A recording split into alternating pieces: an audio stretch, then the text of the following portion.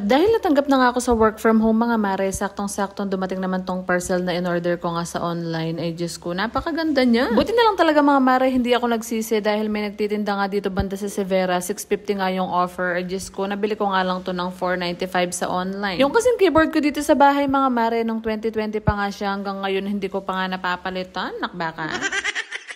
Nakuha na nga nag-retire ng mga dati kong kasama sa company mga mare at nag-resign. Diyos ko, yung keyboard ko hanggang ngayon, buhay pa. Chares.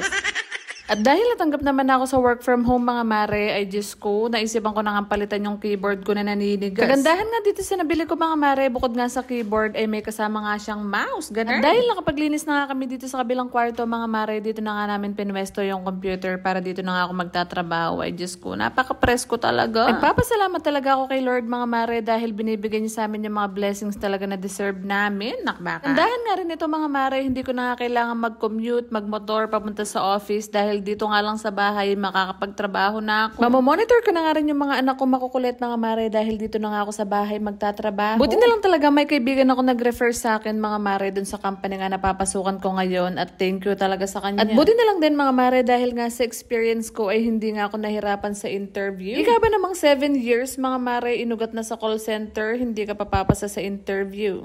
Chares. So yun na nga mga mare, ito nga pala yung old keyboard ko. Ay Diyos ko, nang gigitata na. Buti na lang mga mare, napaka-supportive talaga ni Mr. dahil siya ngayon nagsabi na mag-work from home na nga ako kasi tinatambad na raw siya magatid sa akin. Nakbaka. At dahil malapit na nga rin siyang umalis mga mare, gusto nga niya ay dito na nga lang ako sa bahay magtatrabaho dahil ayaw niya nga akong nagmomotor. Sabi ko naman sa kanya mga mare, ay Diyos ko, madali naman akong kausap. Basta pag-alis mo lahat ng allotment sa akin mo ipapadala. Chares. So yun nga mga mare, ito nga pala yung first day ko sa work. Orientation nga today, February 24 mga mare at Lunes nga. Alas 10 nga yung pasok ko dyan mga mare, kaya 15 minutes before the shift ay Diyos ko nagayos-ayos na ako tsaka nag-set up na nga ng camera. Ito talaga yung kagandahan mga mare kapag naka-work from home ka, pwede ka nga magsuot ng kahit anong gusto mo, wag lang naka-open ka. Kahit nga hindi ka mag-toothbrush o hindi ka maligo mga mare, ay pwedeng-pwede ka dahil wala namang aamoy sa'yo dito. Chares.